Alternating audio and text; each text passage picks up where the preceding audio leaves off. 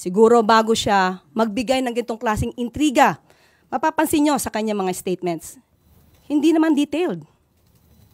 Anong proof niya? Again, as a lawyer. He is a lawyer. He became a fiscal. Alam niya kung paano magkuha ng ebidensya, no? To get the truth. Bakit sa kanya? Parang wala siyang ebidensya. Laging paintriga. All we want here is evidence. Ipakita niya kung si PBBM o ang Pangulo ang nag-utos para magbenta ng gold reserves. Samantalang sinabi rin ng BSP, solely and manage ito. No? Solely managed by the BSP. So paano magkakaroon dito ng hand or pakikialam ang Pangulo?